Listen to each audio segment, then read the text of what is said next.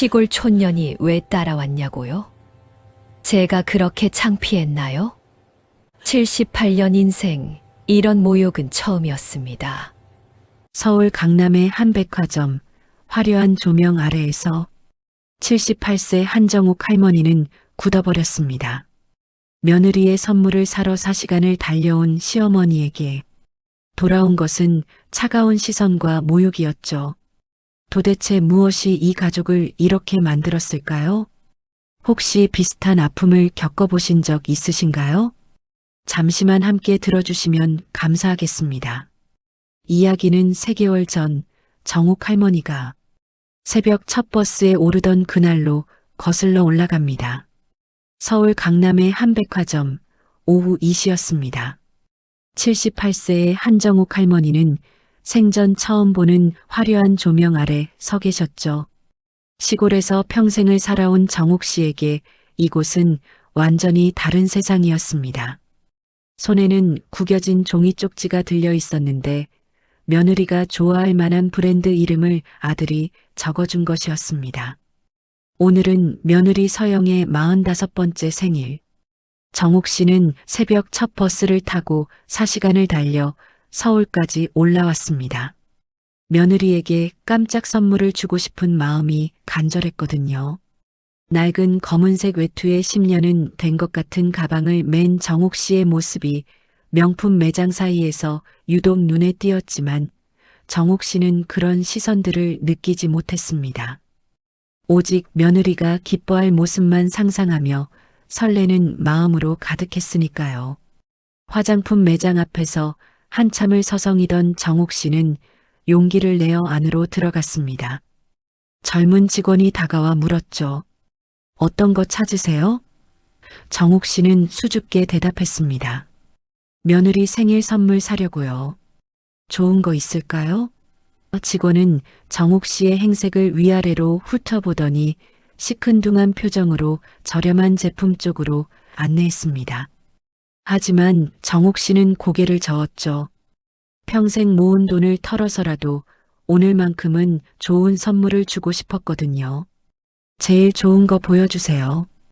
우리 며느리가 이런 거 좋아한다고 들었어요. 정욱 씨는 주머니에서 현금 뭉치를 꺼내 보였습니다. 직원의 태도가 바뀌었죠. 그때였습니다. 익숙한 목소리가 들려왔습니다.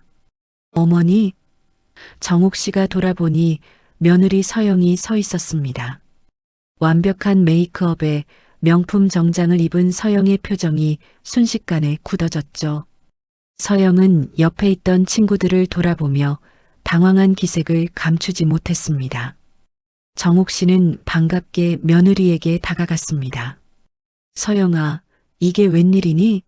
내가 깜짝 선물 주려고. 하지만 말을 끝내기도 전에 서영이 차갑게 끊어냈습니다. 시골 촌년이 왜 따라왔어요? 미리 연락도 없이.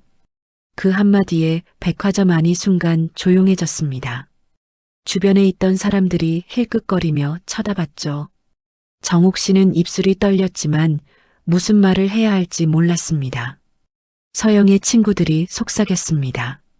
어머, 시어머니셨어? 저렇게 촌스러운 분이? 그 말들이 정욱 씨의 귀에 그대로 들렸습니다. 서영은 더욱 목소리를 높였습니다. 집에나 계시지 왜 여기까지 오셨어요? 창피하게. 창피하다. 그 단어가 정욱 씨의 가슴을 찔렀습니다. 78년 인생에서 이런 모욕은 처음이었거든요. 여러분도 이런 모욕적인 말 들어보신 적 있으세요?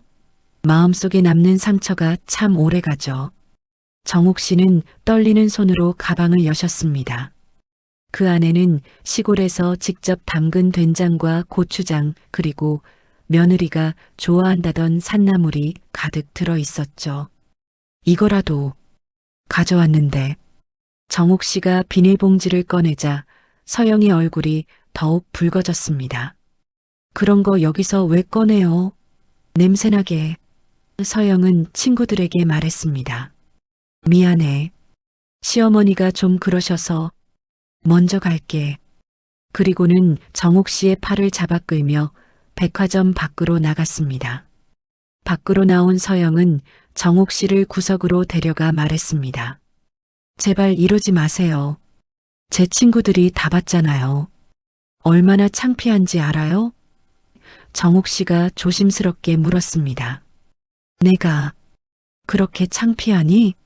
서영은 한숨을 쉬며 대답했습니다. 당연하죠. 그 꼴로 백화점에 오면 누가 뭐라고 생각하겠어요? 시골 거지인 줄 알겠죠. 거지. 그 말에 정옥 씨는 더 이상 말을 잇지 못했습니다. 평생 땅을 일구며 정직하게 살아온 자신이 거지라니요. 서영은 핸드백에서 현금을 꺼내 정옥 씨에게 내밀었습니다. 이거 받고 얼른 집에 가세요. 버스비랑 밥 사드시고요. 그리고 다시는 연락 없이 오지 마세요. 정옥 씨는 돈을 받지 않았습니다. 그저 멍한 표정으로 서영을 바라볼 뿐이었죠. 서영은 짜증 섞인 목소리로 말했습니다. 왜 그래요? 돈 더 필요해요? 그 순간 정옥 씨의 눈에 눈물이 맺혔습니다. 하지만 울지 않으려고 애썼죠. 며느리 앞에서 눈물을 보이고 싶지 않았거든요. 정옥 씨는 아들 민수에게 전화를 걸어보았습니다. 하지만 통화 중이었죠. 다시 걸어도 마찬가지였습니다. 아마 바쁜가 보다 생각하며 정옥 씨는 터덜터덜 버스 정류장으로 향했습니다. 4시간을 달려온 길을 다시 4시간을 타고 돌아가야 했습니다. 버스 안에서 정옥 씨는 창밖을 멍하니 바라봤습니다. 서울의 화려한 건물들이 스쳐 지나갔지만 아무것도 눈에 들어오지 않았죠. 머릿속엔 오직 며느리의 차가운 표정과 시골 촌년이라는 말만 맴돌았습니다. 집에 도착한 것은 밤 10시가 넘어서였습니다. 빈집이 유독 춥고 쓸쓸했죠. 남편은 5년 전에 돌아가시고 아들은 서울에서 살고 정옥 씨는 혼자 시골집을 지키고 있었습니다. 부엌에 들어가니 아침에 며느리 줄 선물을 포장하다 만 흔적이 그대로 있었습니다. 예쁜 포장지와 리본, 그리고 편지까지. 사랑하는 우리 며느리에게라고 쓰여 있는 편지를 정옥 씨는 구겨서 버렸습니다. 그리고 마루에 주저앉아 한참을 울었죠. 다음 날 아침 정옥 씨는 여느 때처럼 일찍 일어났습니다. 하지만 몸이 천근만근이었죠. 어제의 충격이 아직 가시지 않았던 것입니다. 마당에 나가 텃밭을 돌보는데 이웃 할머니가 물었습니다. 어제 서울 다녀왔다며? 며느리가 좋아했겠네. 정옥 씨는 억지로 미소를 지으며 대답했습니다. 네, 좋아했어요. 거짓말이었지만 차마 진실을 말할 수 없었습니다. 시골 촌년이라고 무시당했다는 사실을 어떻게 말할 수 있겠어요. 오후가 되어도 아들에게서 연락이 없었습니다. 정옥 씨는 다시 전화를 걸어봤지만 여전히 받지 않았죠. 문자를 보내봤습니다. 민수야, 엄마다. 어제 서울 갔다 왔어. 바쁜가 보구나. 건강해라. 답장은 오지 않았습니다. 정옥 씨는 휴대폰을 내려놓고 한숨을 쉬었습니다. 가족이 이렇게 멀어질 수 있다는 게 서글펐죠. 며느리에게 그런 모욕을 당했는데도 아들은 모르고 있을 것입니다. 아니, 알아도 며느리 편을 들겠죠. 늘 그랬으니까요.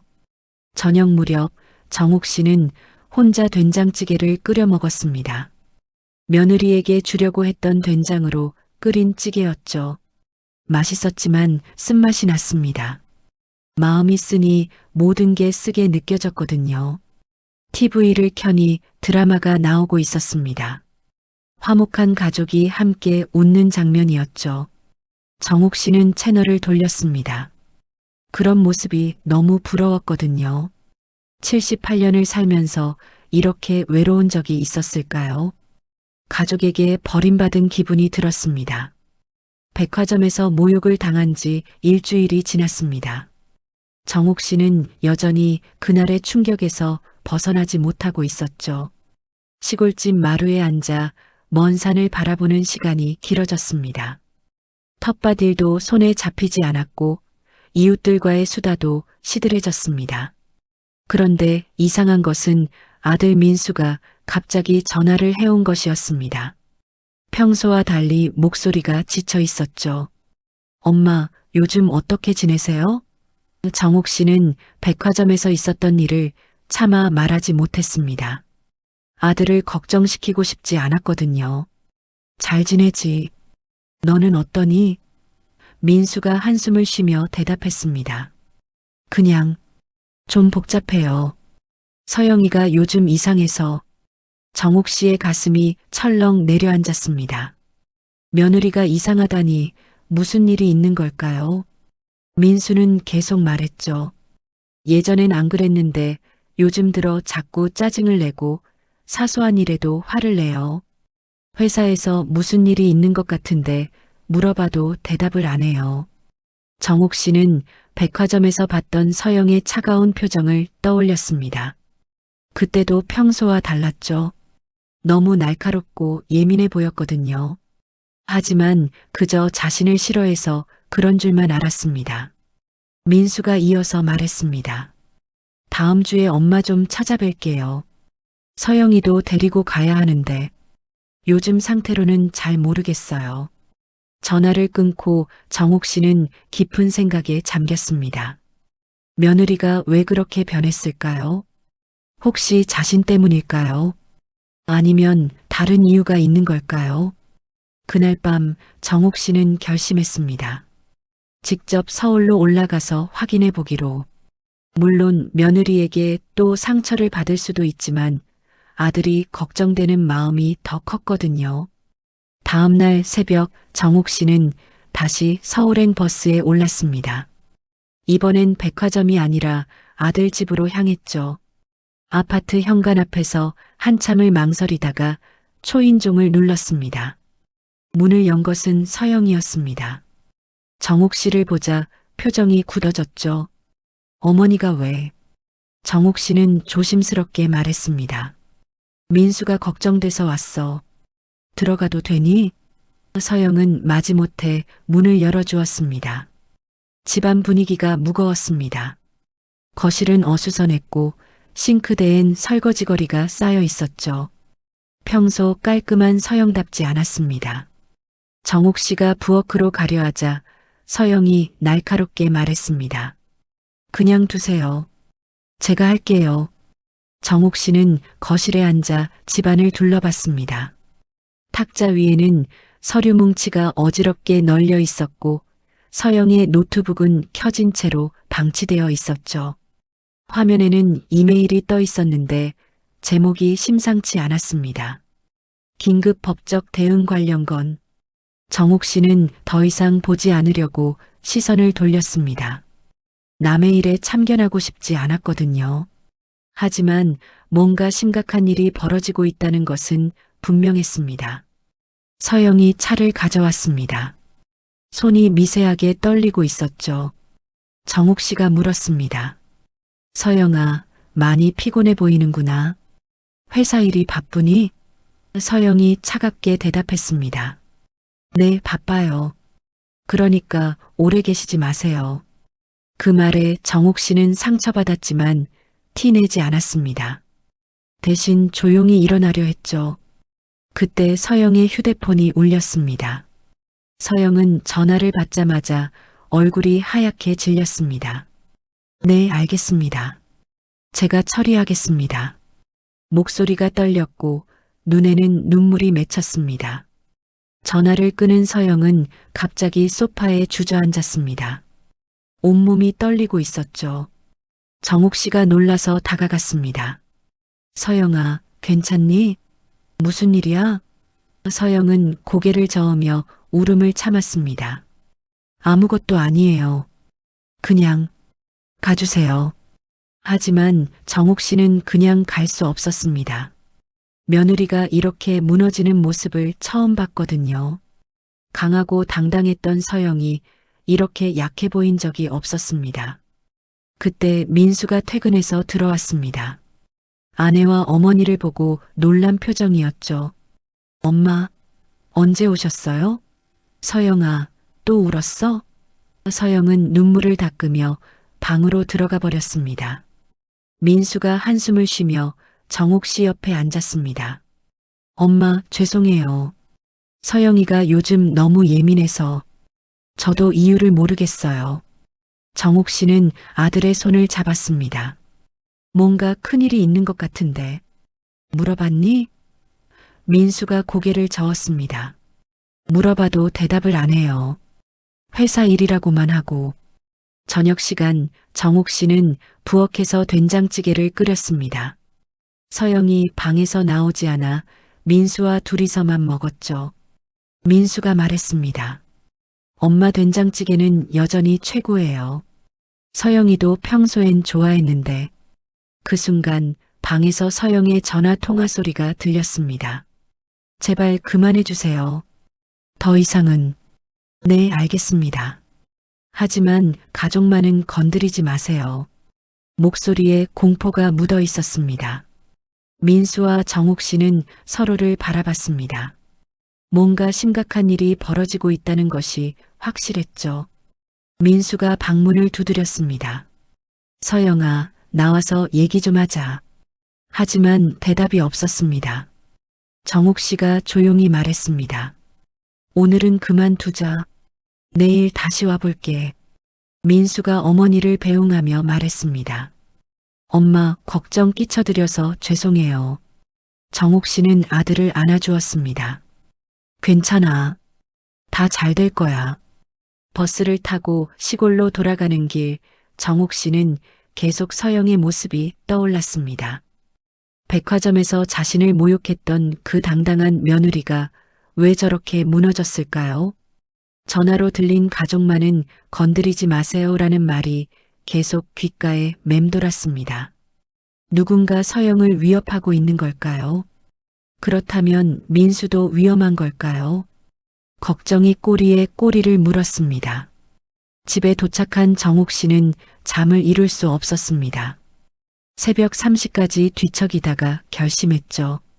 며느리가 자신을 어떻게 대하든 가족이 위험하다면 도와야 한다고. 그것이 시어머니의 도리라고 생각했습니다. 다음 날 아침 정옥 씨는 오랜 친구인 교회 집사님에게 전화했습니다. 혹시 서울에 아는 변호사 있으세요? 조용히 상담 좀 받고 싶은데 뭔가 준비를 해야 할 것 같았거든요. 며칠 후 민수에게서 다급한 전화가 왔습니다. 엄마, 서영이가 쓰러졌어요. 병원에 있는데. 정옥 씨는 즉시 서울로 올라갔습니다. 병원에 도착하니 서영은 링거를 맞고 있었죠. 의사가 설명했습니다. 극심한 스트레스로 인한 탈진입니다. 푹 쉬셔야 해요. 서영은 정옥 씨를 보자 눈물을 흘렸습니다. 어머니, 죄송해요. 그때 그런 말에서 정옥 씨는 며느리의 손을 잡았습니다. 괜찮아. 다 괜찮아. 병실에 남은 정옥 씨는 잠든 서영을 지켜봤습니다. 그리고 서영의 가방에서 떨어진 서류를 주우려다가 충격적인 내용을 보게 되었죠. 부당해고 통지서. 서영이 회사에서 해고당했다는 것이었습니다. 그것도 일주일 전에 백화점에서 만난 바로 그날이었죠. 정옥 씨는 이제야 모든 것이 이해되기 시작했습니다. 서영이 왜 그렇게 예민했는지, 왜 그런 말을 했는지. 병원에서 돌아온 지 사흘째 되는 날이었습니다. 서영은 퇴원했지만 여전히 불안정한 상태였죠. 정옥 씨는 며느리를 돕기 위해 서울에 남기로 했습니다. 아들 민수는 회사 일로 바빴고 서영은 혼자 집에 있는 시간이 많았거든요. 그날 아침 정옥 씨는 평소처럼 일찍 일어나 부엌에서 죽을 끓이고 있었습니다. 서영이 제대로 먹지 않아 걱정이었거든요. 그런데 갑자기 거실에서 무언가 깨지는 소리가 들렸습니다. 정옥 씨가 놀라서 나가보니 서영이 리모컨을 벽에 던진 것이었죠. 플라스틱 조각이 바닥에 흩어져 있었습니다. 서영의 눈은 충혈되어 있었고 온몸이 부들부들 떨고 있었습니다. 손에는 휴대폰이 들려 있었는데 방금 누군가와 통화를 끝낸 것 같았죠. 정옥 씨가 조심스럽게 다가가려 하자 서영이 갑자기 소리를 질렀습니다. 가까이 오지 마세요. 그 목소리에는 공포와 분노가 뒤섞여 있었습니다. 정옥 씨는 깜짝 놀라 뒤로 물러섰죠. 45년을 살아온 서영을 처음 보는 모습이었습니다. 평소에 도도하고 차가운 며느리가 아니라 무언가에 쫓기는 사람 같았거든요. 서영은 식탁 위에 있던 컵을 집어들었습니다. 손이 심하게 떨려서 컵이 흔들렸죠. 왜 다들 나를 가만두지 않는 거예요? 왜? 그리고는 컵을 바닥에 내리쳤습니다. 쨍그랑 소리와 함께 유리 조각이 사방으로 튀었습니다. 정옥 씨는 본능적으로 한 발 더 물러났지만 며느리를 걱정하는 마음은 더 커졌습니다. 이건 단순한 화가 아니었거든요. 극도의 스트레스로 인한 정신적 붕괴 직전의 모습이었습니다. 서영아, 진정해. 무슨 일인지 얘기해보자. 정옥 씨가 최대한 부드럽게 말했지만 서영은 듣지 않았습니다. 오히려 더 격앙되었죠.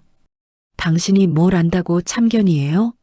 시골에서 평생 살았으면서. 그 말에 정옥 씨는 상처받았지만 지금은 그런 게 중요한 게 아니었습니다. 서영이 계속 말했습니다. 다들 날 이용하기만 해요. 회사도 사람들도 모두가. 그리고는 주저앉아 울기 시작했습니다. 그 울음소리가 너무 크고 처절해서 옆집에서도 들릴 정도였죠. 정옥 씨는 조심스럽게 다가가 서영의 어깨에 손을 얹으려 했습니다.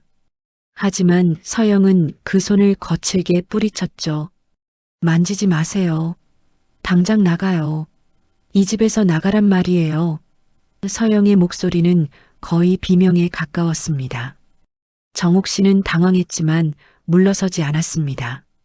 뭔가 큰일이 벌어지고 있다는 것을 직감했거든요. 며느리가 이 지경이 된 데는 분명 이유가 있을 것이었습니다. 여러분이라면 이 상황에서 어떻게 하셨을까요? 자신을 모욕하고 내쫓으려는 며느리를 그냥 두고 가실 수 있으셨을까요? 서영은 계속해서 나가라고 외쳤습니다. 마치 정옥 씨가 나가면 모든 문제가 해결될 것처럼. 하지만 정옥 씨는 알고 있었습니다. 서영이 쫓아내려는 것은 자신이 아니라 서영을 괴롭히는 그 무언가라는 것을. 정옥 씨는 부엌으로 가서 물을 한 컵 떠왔습니다. 그리고 안전한 거리를 두고 바닥에 놓았죠. 물이라도 마셔. 진정하고. 서영은 물컵을 쳐다보더니 갑자기 웃기 시작했습니다. 히스테리컬한 웃음이었죠. 진정하라고요? 제 인생이 망가지고 있는데? 그때 서영의 휴대폰이 또 울렸습니다. 화면을 본 서영의 얼굴이 순간 하얗게 질렸죠. 떨리는 손으로 전화를 받았습니다. 네, 알겠습니다. 제발, 시간을 좀 주세요. 목소리가 간신히 들릴 정도로 작았습니다. 전화를 끊자마자 서영은 다시 무너졌습니다. 이번엔 소리 없이 울었죠. 어깨가 들썩이며 온몸으로 울고 있었습니다. 정옥 씨는 그 모습을 보며 가슴이 아팠습니다. 백화점에서 자신을 모욕했던 그 당당한 며느리가 이렇게 처참하게 무너지다니. 정옥 씨는 조용히 유리 조각들을 치우기 시작했습니다. 서영은 그런 시어머니를 멍하니 바라봤죠. 왜 안 나가세요? 정옥 씨가 대답했습니다. 내가 이런데 어떻게 나가니? 민수한테 뭐라고 말하겠어? 서영이 비웃듯 말했습니다. 민수 씨는 아무것도 몰라요. 저도 말 안 했고 앞으로도 안 할 거예요. 정옥 씨가 물었습니다. 왜? 부부 사이에 비밀이 있으면 안 되지. 서영은 고개를 저었습니다. 말하면 민수 씨까지 위험해져요. 위험하다. 그 단어에 정옥 씨의 심장이 철렁 내려앉았습니다. 도대체 무슨 일에 휘말린 걸까요? 정옥 씨는 서영 곁에 조심스럽게 앉았습니다. 이번엔 서영이 뿌리치지 않았죠. 이미 지칠 대로 지쳐서 저항할 힘도 없었던 것입니다. 서영아, 나는 시골 할머니지만 오래 살았어. 어려운 일도 많이 겪어봤고 도움이 될 수 있을지도 몰라. 서영은 한참을 침묵하다가 작은 목소리로 말했습니다. 회사에서 큰 비리를 발견했어요. 고발하려고 했는데 서영은 말을 잇지 못했습니다. 하지만 정옥 씨는 대충 짐작할 수 있었죠. 고발하려다가 오히려 역공을 당한 것입니다. 해고는 시작이었고 지금은 협박까지 받고 있는 것이겠죠. 정옥 씨가 물었습니다. 경찰에 신고는 했니? 서영이 씁쓸하게 웃었습니다. 그 회사 법무팀이 얼마나 큰지 아세요? 제가 이길 수 없어요. 정옥 씨는 며느리의 손을 잡았습니다. 차갑고 떨리는 손이었죠. 혼자서는 못 이겨도 함께하면 이길 수 있어. 그때 현관문이 열리는 소리가 들렸습니다. 민수가 일찍 퇴근한 것이었죠. 거실의 난장판을 보고 놀란 표정이었습니다. 이게 무슨... 서영아, 또 그랬어? 서영은 아무 대답 없이 방으로 들어가 버렸습니다. 민수가 한숨을 쉬며 정옥 씨를 보았죠. 엄마, 죄송해요. 서영이가... 정옥 씨가 아들의 손을 잡았습니다. 민수야, 서영이가 많이 힘든 것 같다. 잘 도와줘야 해. 그날 밤 정옥 씨는 잠들지 않고 생각에 잠겼습니다. 서영이 왜 자신을 그토록 밀어냈는지 이제 알 것 같았죠. 자신의 위험이 가족에게까지 미칠까봐 두려웠던 것입니다. 백화점에서의 모욕도 사실은 정옥 씨를 멀리하려는 방어기제였을지도 모릅니다. 정옥 씨는 결심했습니다. 며느리를 돕기로. 비록 시골 할머니지만 78년을 살면서 쌓은 지혜와 인맥이 있었거든요. 다음 날 새벽 정옥 씨는 거실에서 서영이 떨어뜨린 서류들을 정리하다가 중요한 것을 발견했습니다.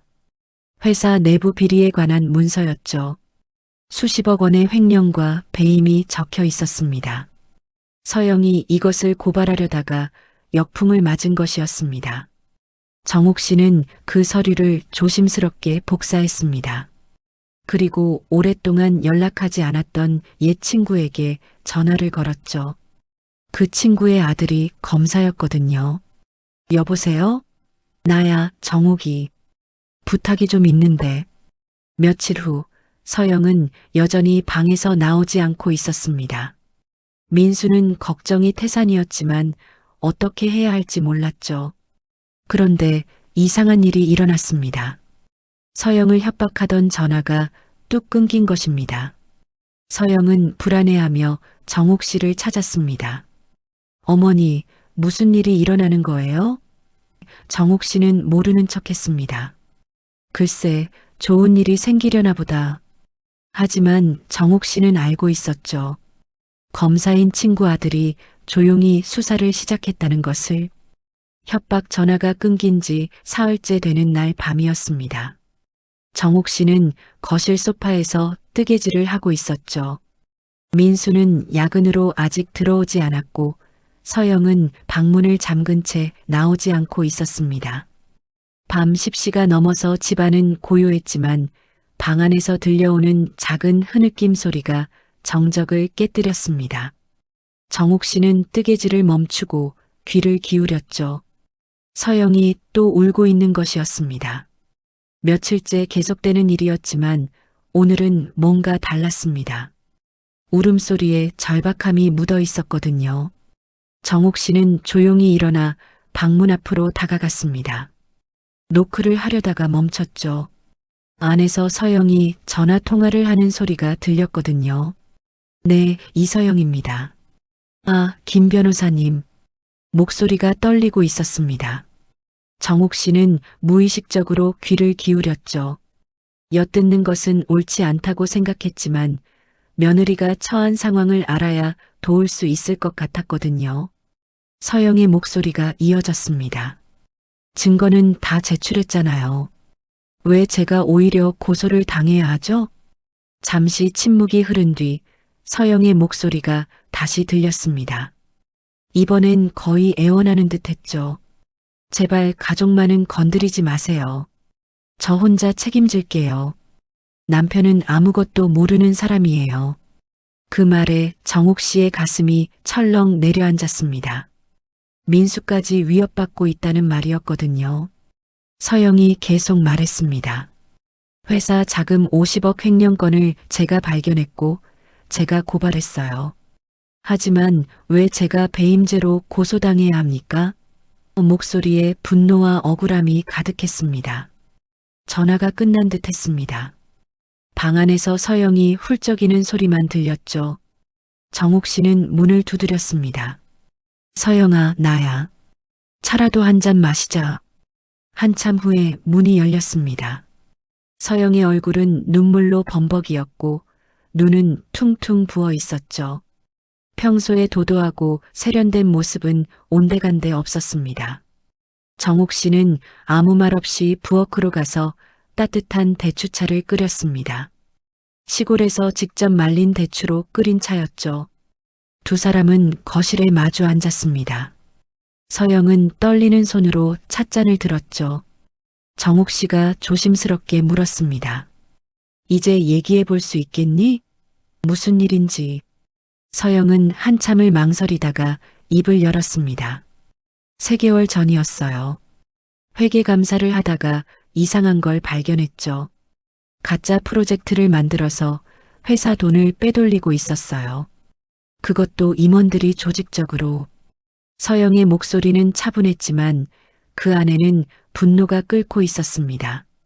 서영은 계속 설명했습니다. 처음엔 회사 내부 감사팀에 보고했지만 오히려 묵살당했다고 했죠.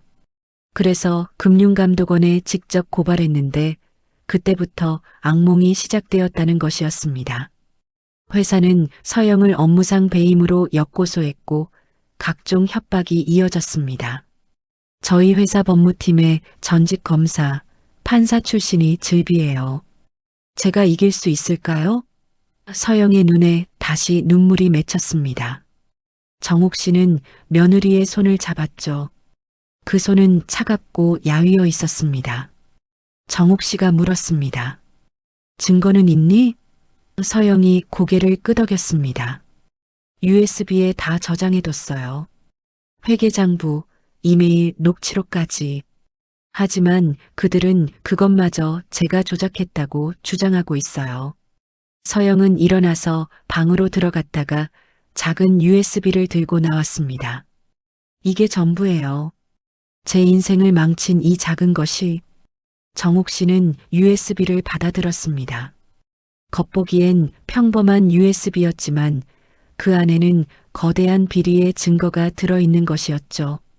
그때 현관문이 열렸습니다. 민수가 들어온 것이었죠. 피곤해 보이는 얼굴이었지만 아내와 어머니를 보고 놀란 표정이었습니다. 무슨 얘기하고 있었어? 서영이 급히 USB를 가방에 넣으며 말했습니다. 아무것도 아니에요. 그냥 차 마시고 있었어요. 민수는 의심스러운 눈초리로 두 사람을 바라봤지만 더 묻지는 않았습니다. 정옥 씨가 일어나며 말했습니다. 늦었네. 나는 방에 들어갈게. 그리고는 서영에게 의미심장한 눈빛을 보냈죠. 새벽 2시 정옥 씨는 잠들지 않고 생각에 잠겨 있었습니다. 서영이 겪고 있는 일이 생각보다 훨씬 심각했습니다. 50억이라는 거금이 걸린 사건이었고 상대는 거대한 조직이었죠. 시골 할머니가 감당하기엔 너무 큰 일이었지만 그렇다고 손 놓고 있을 수는 없었습니다. 정옥 씨는 휴대폰을 꺼내 오랜 친구들의 연락처를 뒤적였습니다. 그 중에는 언론사에 다니는 친구의 딸도 있었고 시민단체에서 일하는 후배도 있었죠. 다음 날 아침 정옥 씨는 일찍 일어나 서영에게 말했습니다. 오늘 나랑 같이 나가자. 서영은 의아한 표정이었지만 따라 나섰습니다. 정옥 씨는 서영을 데리고 서울 시내의 한 찻집으로 갔죠. 그곳에는 정옥 씨가 부른 사람이 기다리고 있었습니다. 50대 중반의 여성이었는데 정옥 씨가 소개했습니다. 얘는 내 교회 후배야. 지금 시민단체에서 기업 감시 일을 하고 있어. 서영은 놀란 표정이었습니다. 어머니가 왜? 정옥 씨가 서영의 손을 잡았습니다. 혼자서는 못 이겨. 하지만 함께하면 가능해. 내가 시골 할머니지만 살면서 만난 사람들이 있어. 시민단체 활동가는 서영의 이야기를 진지하게 들었습니다. 그리고 USB의 내용을 확인한 후 말했죠. 이 정도 증거면 충분합니다.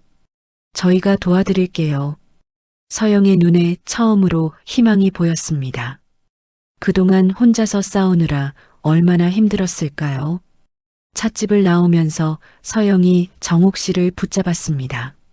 어머니, 왜 저를 도와주시는 거예요? 제가 그렇게 모욕했는데. 눈물이 뚝뚝 떨어졌습니다. 정옥 씨가 며느리를 안아주었습니다. 너는 내 가족이야. 가족이 힘들면 돕는 게 당연하지. 서영은 정옥 씨의 품에서 한참을 울었습니다. 백화점에서의 그 일이 있은 후 처음으로 진심 어린 화해의 순간이었죠. 며칠 후 상황이 급변하기 시작했습니다. 시민단체에서 기자회견을 열었고 언론이 움직이기 시작했죠. 대기업 임원들의 50억 횡령 의혹이라는 제목이 뉴스에 오르내렸습니다. 회사는 당황했고 서영에 대한 협박도 멈췄습니다. 오히려 합의를 하자고 연락이 왔죠. 하지만 서영은 거절했습니다. 끝까지 갈 거예요. 정의가 승리한다는 걸 보여주고 싶어요. 정옥 씨는 며느리의 단단해진 모습을 보며 대견해했습니다. 하지만 아직 끝난 것은 아니었습니다. 회사는 더 강력한 법적 대응을 준비하고 있었고 서영의 싸움은 이제 시작이었죠. 정옥 씨는 생각했습니다. 앞으로 더 힘든 일이 있을 것입니다. 하지만 이제 서영은 혼자가 아니었습니다. 시어머니라는 든든한 지원군이 있었으니까요. 그리고 정옥 씨 자신도 깨달았습니다. 며느리를 미워했던 것이 아니라 서로를 이해하지 못했을 뿐이라는 것을. 기자회견이 있은 지 일주일이 지났습니다. 언론의 관심은 잠시 뜨거웠지만 금세 식어버렸죠. 대기업의 로비와 압력이 작용한 것이었습니다. 서영은 다시 침체기에 빠졌고 정옥 씨는 깊은 고민에 빠졌습니다. 그날 밤 정옥 씨는 거실에 혼자 앉아 있었습니다. 머릿속에는 백화점에서 서영이 했던 그 모욕적인 말들이 스쳐 지나갔죠. 시골 촌년, 거지 같은 꼴, 창피해. 그 말들이 아직도 가슴을 찔렀습니다. 하지만 동시에 방에서 들려오는 서영의 작은 흐느낌 소리가 마음을 아프게 했죠. 정옥 씨는 혼잣말처럼 중얼거렸습니다. 그래도 내 식구다. 내 아들의 아내고 내 손자를 낳아줄 사람이야. 다음 날 새벽 정옥 씨는 결심을 했습니다. 시골로 내려가기로 한 것이죠. 서영은 의아해했지만 정옥 씨는 집에 일이 있어서라고만 했습니다. 하지만 실제로는 다른 계획이 있었습니다. 정옥 씨는 시골에 도착하자마자 교회로 향했죠. 수요 예배가 끝난 후 오랜 친구인 김 집사를 만났습니다. 김 집사는 은퇴한 판사의 부인이었죠. 정옥 씨는 조심스럽게 서영의 사건을 설명했습니다. 김 집사는 진지하게 듣더니 말했습니다. 우리 남편이 비록 은퇴했지만 아직도 법조계에 아는 사람이 많아. 한번 물어볼게. 그 다음으로 정옥 씨는 읍내 작은 법무사 사무실을 찾았습니다. 그곳 법무사는 정옥 씨의 남편과 군대 동기였던 사람이었죠. 이미 70대 후반이었지만 아직도 정정했습니다. 형수님, 무슨 일로 오셨소? 정옥 씨는 USB를 꺼내 보였습니다. 서영의 가방에서 몰래 복사해 둔 것이었죠. 이거 좀 봐주실래요? 우리 며느리가 큰일에 휘말렸는데. 법무사는 노트북으로 USB 내용을 확인하더니 휘파람을 불었습니다. 이거 장난이 아니네요. 제대로 된 증거들이요. 법무사는 문서를 하나하나 검토하며 설명했습니다. 가짜 컨설팅 회사를 통한 자금 빼돌리기, 허위 프로젝트로 예산 횡령, 리베이트 수수 등 체계적인 비리의 흔적이 명백했죠. 형수님, 이 정도면 검찰이 움직여야 하는데 왜 오히려 며느님이 고소를 당했죠? 정욱 씨가 한숨을 쉬었습니다. 그 회사가 워낙 크고 법무팀이 막강해서. 법무사가 고개를 끄덕였습니다. 알겠습니다. 제가 서울에 있는 후배 검사한테 연락해 보겠습니다. 정욱 씨의 다음 목적지는 지역 신문사였습니다. 그곳 편집장은 정욱 씨의 사촌 동생이었죠. 누나, 오랜만이네. 무슨 일이야? 정욱 씨는 다시 한번 사건을 설명했습니다. 편집장의 눈이 반짝였죠. 이거 특종감인데? 우리가 지역 신문이지만 서울 본사와도 연계되어 있어. 한번 파보자. 정욱 씨는 신중하게 말했습니다. 아직은 조용히 해줘. 더 확실한 증거를 모아야 해. 편집장이 고개를 끄덕였습니다. 알았어. 대신 우리가 먼저 터뜨릴 수 있게 해줘. 시골집으로 돌아온 정욱 씨는 서영의 방을 조심스럽게 뒤졌습니다. 서영이 잠시 외출한 사이였죠. 옷장 깊숙한 곳에서 서류 뭉치를 발견했습니다. 서영이 회사에서 몰래 복사해온 것들이었죠. 그 중에는 임원들의 비자금 계좌 내역도 있었고 허위 계약서도 있었습니다. 심지어 검사와 정치인에게 로비한 흔적도 보였죠. 정욱 씨는 이 모든 것을 휴대폰으로 사진 찍어 보관했습니다. 그리고 원본은 조심스럽게 제자리에 돌려놓았죠. 저녁 무렵 정욱 씨는 교회 여전도회 모임에 참석했습니다. 그곳에는 지역에 영향력 있는 여성들이 모여 있었죠. 은행장 부인, 교육장 부인, 경찰서장 부인 등. 정욱 씨는 조심스럽게 이야기를 꺼냈습니다. 우리 며느리가 회사에서 비리를 고발했다가 오히려 고소를 당했어요. 여인들이 술렁였습니다. 어머, 요즘도 그런 일이 있어? 못된 회사네. 경찰서장 부인이 말했습니다. 우리 남편한테 얘기해 볼게. 수사 의뢰를 하면 뭔가 나올지도 몰라. 정욱 씨는 며칠 동안 시골에 머물며 조용히 네트워크를 가동했습니다. 농협조합장, 새마을금고 이사장, 면장, 이장 등 지역 유지들을 만났죠. 모두가 정욱 씨의 남편을 기억하는 사람들이었습니다. 정욱 씨 남편이 살아계셨으면 이런 일 안 당했을 텐데. 우리가 힘을 모아봅시다. 시골의 작은 연대가 시작되었습니다. 비록 작은 힘이었지만 모이면 큰 힘이 될 수 있었죠. 일주일 후 정욱 씨는 서울로 돌아왔습니다. 서영은 여전히 침체되어 있었고 민수는 아내를 걱정하느라 초췌해져 있었죠. 정욱 씨는 아무 일 없었다는 듯 집안일을 도왔습니다. 하지만 그녀의 휴대폰은 계속 울렸죠. 시골에서 연락이 오는 것이었습니다. 형수님, 서울중앙지검에 있는 후배가 관심을 보입니다. 누나, 우리 신문사에서 취재팀을 꾸렸어. 정욱 씨, 우리 교회에서 서명운동을 시작했습니다. 어느 날 저녁 서영이 정욱 씨에게 다가왔습니다. 어머니, 요즘 자주 전화 받으시는데 무슨 일 있으세요? 정욱 씨는 모르는 척했습니다. 시골 친구들이야. 나이 들면 할 일이 수다밖에 없잖아. 하지만 서영은 뭔가 느낀 듯 했죠. 시어머니의 눈빛이 예전과 달랐거든요. 무언가를 준비하는 사람의 눈이었습니다. 그로부터 며칠 후 놀라운 일이 일어났습니다. 검찰에서 회사에 압수수색 영장이 발부된 것이었죠. 언론도 다시 움직이기 시작했고 이번에는 지역 언론까지 가세했습니다. 지역 출신 여성 간부, 대기업 비리 고발 후 보복당해라는 제목이 전국으로 퍼졌죠. 서영은 놀란 표정으로 뉴스를 보고 있었습니다. 이게 어떻게? 정옥 씨는 며느리의 어깨에 손을 얹었습니다. 이제 시작이야. 정의는 늦을 수 있어도 오지 않는 법은 없어. 서영은 정옥 씨를 바라봤습니다. 그 눈에는 의구심과 감사함이 동시에 담겨 있었죠. 어머니가 하신 건가요? 정옥 씨는 대답 대신 미소만 지었습니다. 시골 할머니의 미소였지만 그 안에는 78년 인생의 지혜와 결단이 담겨 있었죠. 서영은 처음으로 시어머니가 대단한 사람이라는 것을 깨달았습니다.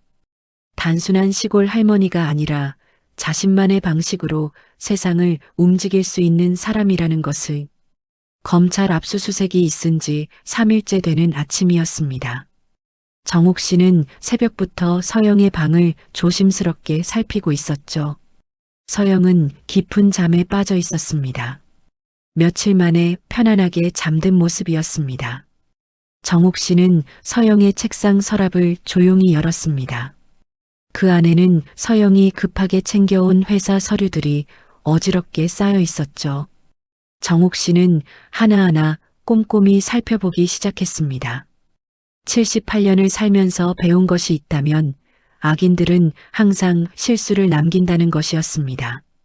그리고 그 실수를 찾아내는 것은 인내심의 문제였죠. 1시간쯤 지났을까요?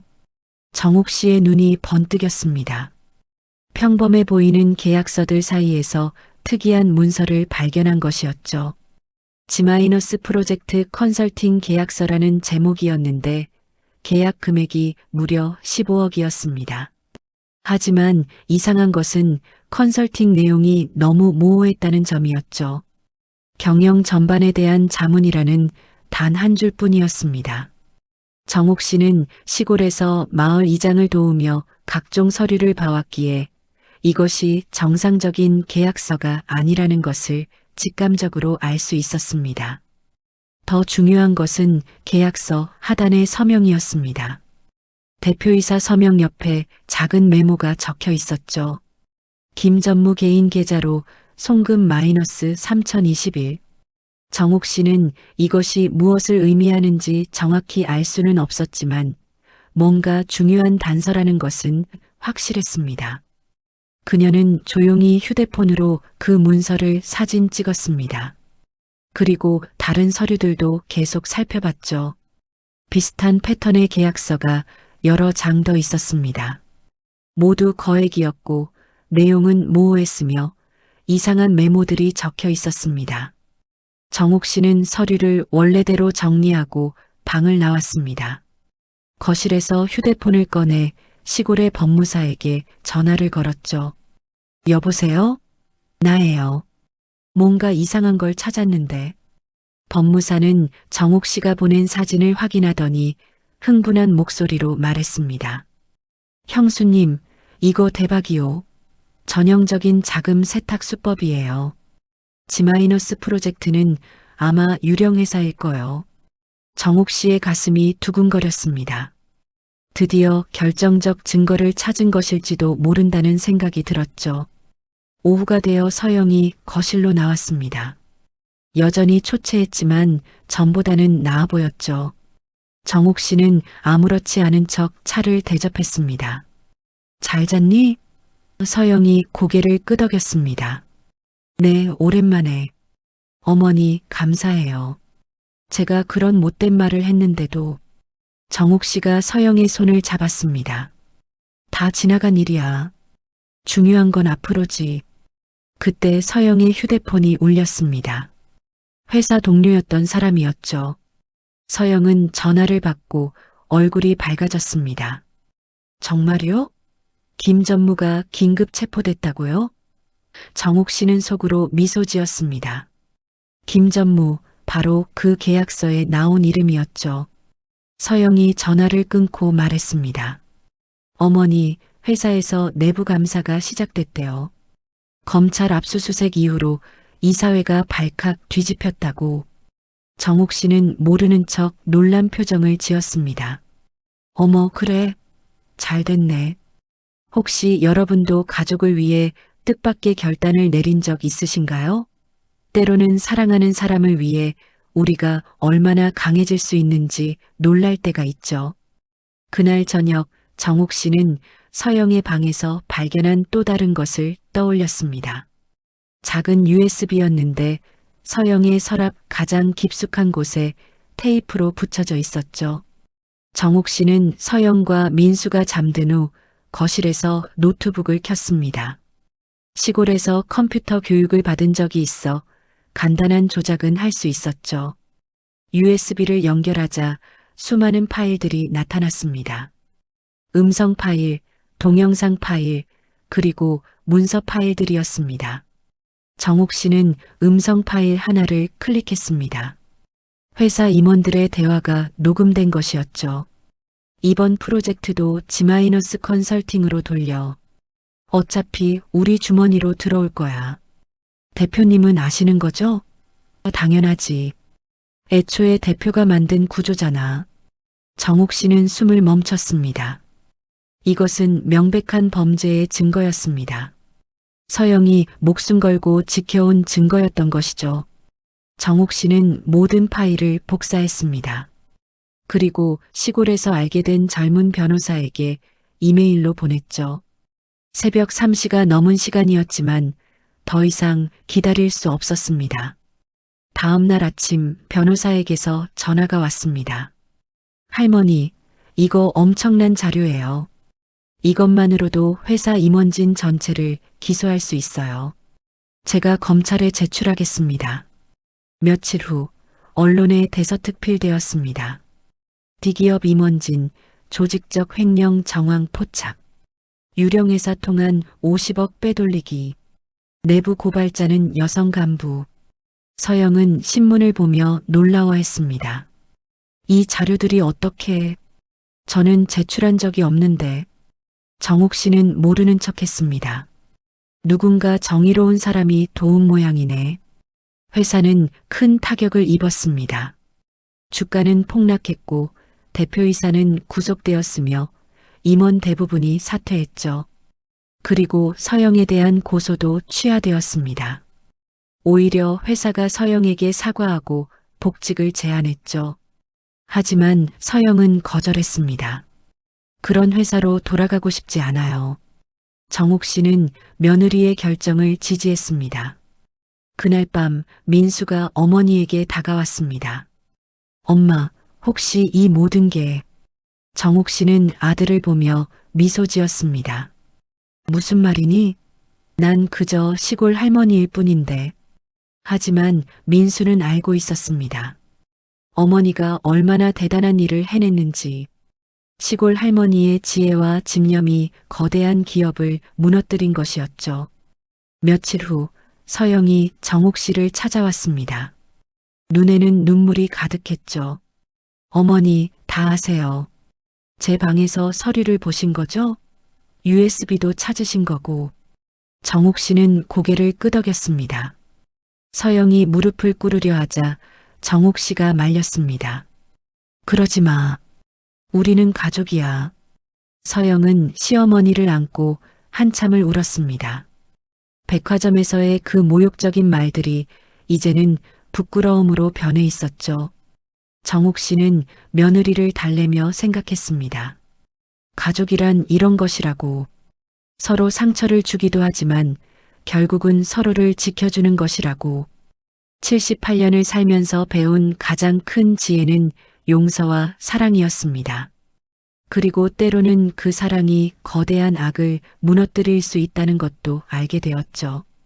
회사가 무너진 지 열흘째 되는 날이었습니다. 아침 뉴스에서는 연일 대기업 비리 사건이 톱뉴스로 다뤄지고 있었죠.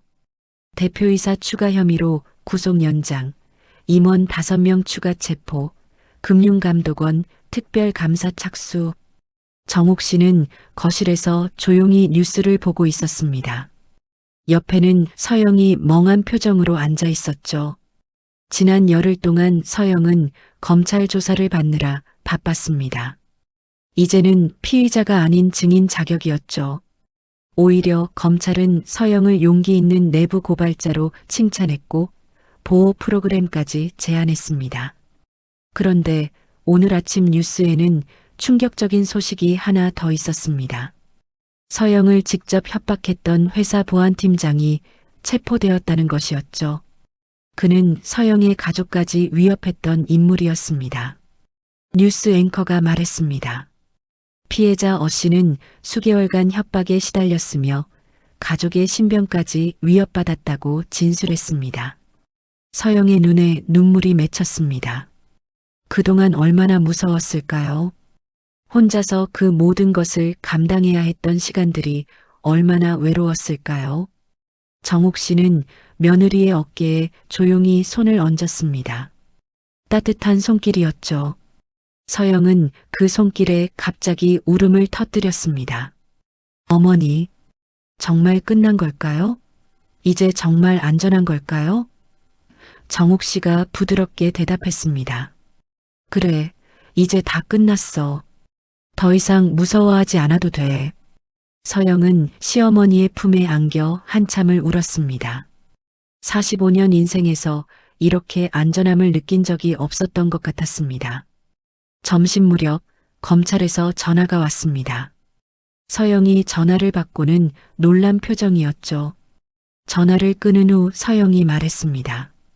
검사님이, 이 사건이 이렇게 빨리 해결된 건 누군가의 도움이 있었다고, 특히 시골에서 올라온 제보와 증거들이 결정적이었다고 하네요.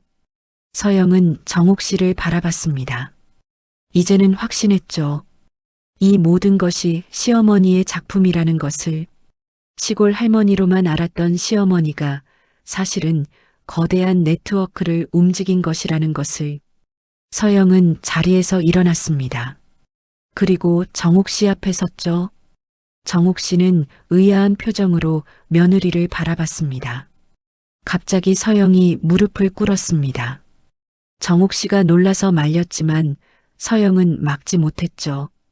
어머니, 죄송합니다. 정말 죄송합니다. 서영의 목소리는 떨리고 있었습니다. 눈물이 뚝뚝 떨어졌죠. 제가 어머니께 그런 못된 말을 했잖아요. 시골 촌년이라고, 거지 같다고. 서영은 백화점에서의 그날을 생생히 기억하고 있었습니다. 정옥 씨가 얼마나 상처받았을지, 얼마나 비참했을지. 사시간을 버스 타고 와서 며느리 생일 선물을 사려던 그 마음을 자신이 얼마나 잔인하게 짓밟았는지. 서영은 계속 울며 말했습니다. 어머니가 그렇게 모욕을 당하셨는데도 저를 도와주셨어요. 저를 살려주셨어요. 어떻게 그러실 수 있어요? 정옥 씨는 무릎 꿇은 며느리를 일으켜 세우려 했습니다. 일어나 서영아. 그만해. 하지만 서영은 일어나지 않았습니다. 아니에요. 제가 했던 짓을 생각하면 평생 무릎 꿇고 있어도 부족해요. 서영은 계속 말했습니다. 어머니가 시골에서 어떻게 사셨는지, 얼마나 힘들게 사셨는지 이제 알았어요. 교회 사람들이 다 어머니를 존경하더라고요. 30년 넘게 봉사하셨다고, 어려운 사람들 도우며 사셨다고. 정옥 씨의 눈에도 눈물이 맺혔습니다.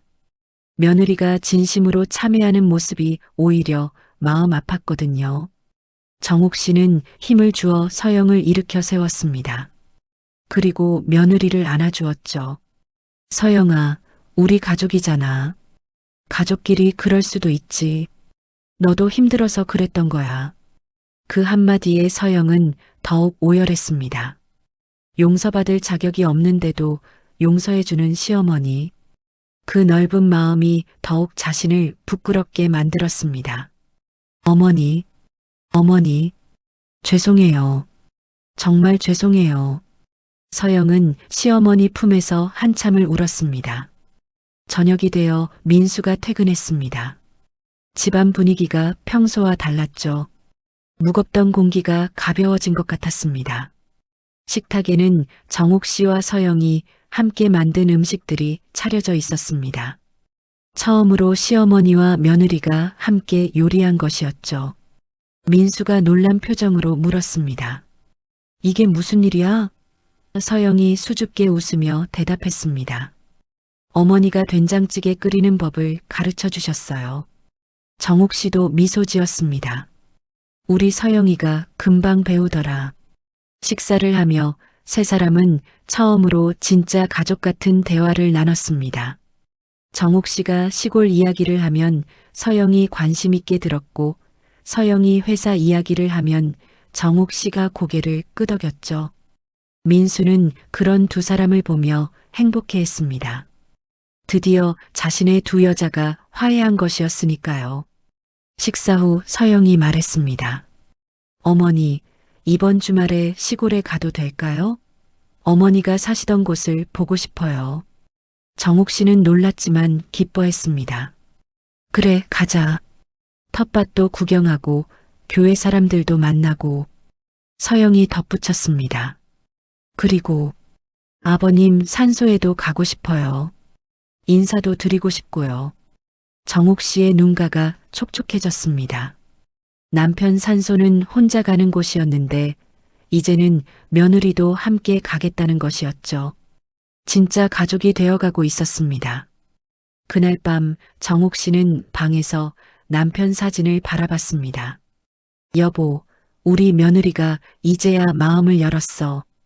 고생 끝에 낙이 온다더니 정말이네. 사진 속 남편은 미소 짓고 있는 것 같았습니다. 정옥 씨는 생각했죠. 백화점에서의 그 모욕이 없었다면, 서영의 위기가 없었다면, 이런 진정한 화해도 없었을 것이라고. 때로는 시련이 축복이 되기도 하는 법이라고. 다음 날 아침 서영은 일찍 일어나 시어머니를 도왔습니다. 함께 아침을 준비하며 서영이 말했습니다. 어머니, 제가 새 직장을 구하면 어머니 모시고 여행도 가고 싶어요. 어머니가 가보고 싶은 곳 있으세요? 정옥 씨는 놀라며 대답했습니다. 여행? 난 시골밖에 모르는데. 서영이 시어머니의 손을 잡았습니다. 이제부터 많은 곳 구경시켜 드릴게요. 제가 못된 며느리였던 시간을 보상해드리고 싶어요.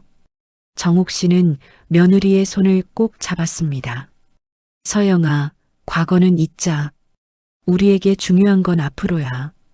두 사람은 서로를 바라보며 미소 지었습니다.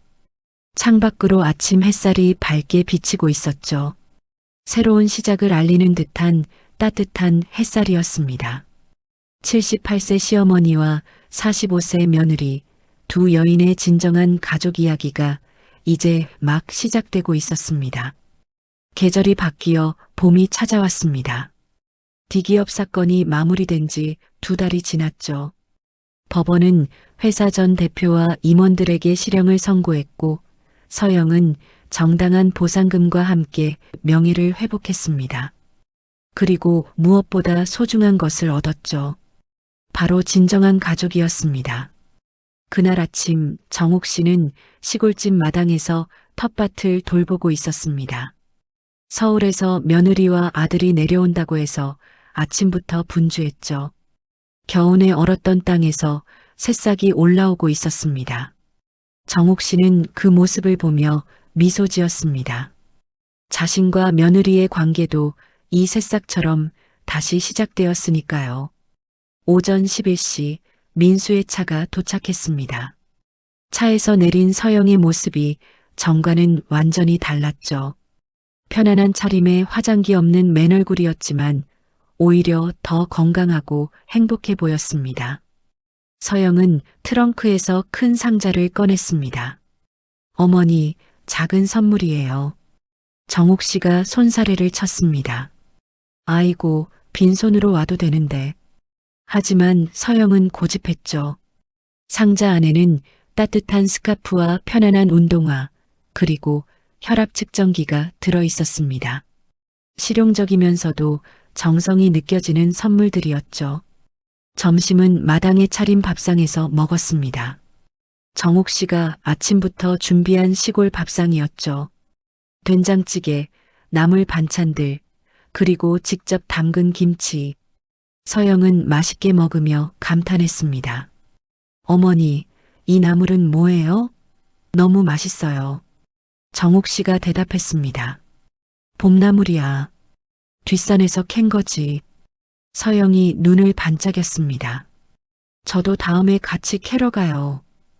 민수가 웃으며 말했습니다. 내가 나무를 구별할 수 있겠어? 세 사람이 함께 웃었습니다. 그 웃음소리가 시골집을 가득 채웠죠. 식사 후 서영이 조심스럽게 말을 꺼냈습니다. 어머니, 혹시 시간 되시면 백화점에 다시 가볼까요? 정옥 씨와 민수가 놀란 표정을 지었습니다. 그곳은 서영이 시어머니를 모욕했던 장소였으니까요. 서영이 계속 말했습니다. 그때 제가 어머니께 너무 못되게 굴었잖아요. 다시 가서 제대로 모시고 싶어요. 어머니가 원하시는 거 사드리고 맛있는 것도 먹고요. 정옥 씨는 잠시 망설였지만 며느리의 진심을 느끼고 고개를 끄덕였습니다. 그렇게 세 사람은 다시 그 백화점으로 향했습니다. 3개월 전과는 완전히 다른 분위기였죠. 서영은 정옥 씨의 팔짱을 끼고 다정하게 걸었습니다. 화장품 매장을 지나가자 그때 그 직원이 알아보고 인사했습니다. 서영이 당당하게 말했습니다. 우리 어머니 모시고 왔어요. 어머니께 제일 좋은 크림 추천해 주세요. 정옥 씨가 손사래를 쳤지만 서영은 막지 못했죠. 어머니 받으세요. 제 마음이에요. 백화점 카페에 앉아 차를 마시며 서영이 정옥 씨의 손을 잡았습니다. 두 손을 꼭 감싸주었죠. 어머니, 그동안 정말 감사했어요. 어머니가 아니었으면 저는 아마 무너졌을 거예요. 정옥 씨가 며느리의 손을 토닥였습니다.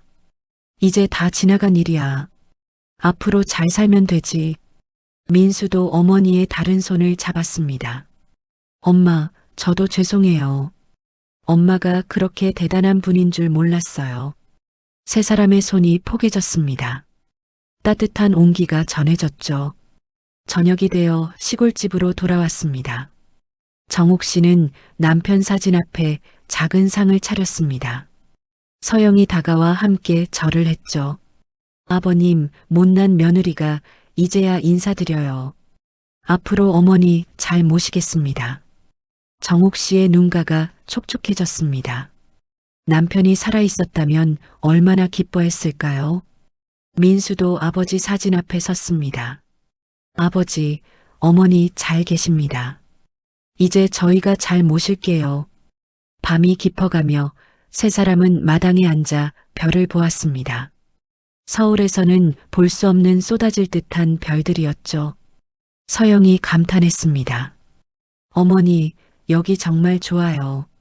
자주 올게요. 정옥 씨가 대답했습니다. 언제든지 와. 이제 여기도 내 집이야. 그 말에 서영의 눈에 눈물이 맺혔습니다. 진정한 시어머니의 사랑을 느낀 것이었죠. 다음 날 아침 서영과 민수가 서울로 떠날 준비를 했습니다. 정옥 씨는 봄나물과 된장, 고추장을 잔뜩 싸주었죠. 서영이 말했습니다. 어머니, 다음 주에 또 올게요. 그때는 제가 요리 좀 배워가고 싶어요. 정옥 씨가 웃으며 대답했습니다. 그래, 우리 집 된장찌개 비법 전수해 줄게. 작별 인사를 하며 서영이 시어머니를 꼭 안았습니다.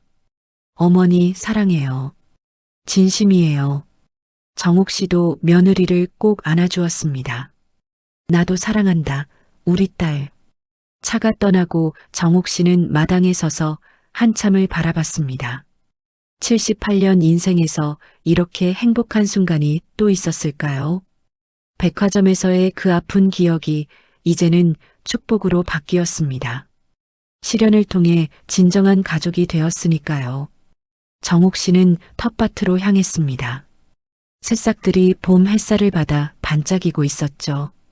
며느리와의 관계도 이 새싹처럼 무럭무럭 자랄 것입니다. 한 달 후 서영은 새 직장을 구했습니다. 정의로운 기업을 감시하는 시민단체였죠. 첫 월급을 받은 날 서영은 정옥 씨를 모시고 제주도 여행을 갔습니다. 78세에 처음 비행기를 타본 정옥 씨는 어린아이처럼 신기해했죠. 서영은 그런 시어머니를 보며 행복했습니다. 앞으로 더 많은 곳을 함께 가고 더 많은 추억을 만들 것입니다. 오늘 이야기 어떠셨나요? 여러분의 경험도 댓글로 나눠주시면 큰 힘이 됩니다. 때로는 가장 큰 시련이 가장 큰 축복이 되기도 합니다. 서로를 이해하고 용서하는 것, 그것이 진정한 가족의 의미 아닐까요? 이야기는 여기서 끝이지만 정옥 씨와 서영의 새로운 시작은 이제부터입니다. 시골 할머니와 도시 며느리가 만들어갈 따뜻한 가족 이야기는 계속될 것입니다. 봄날의 새싹처럼 그들의 사랑도 계속 자라날 테니까요.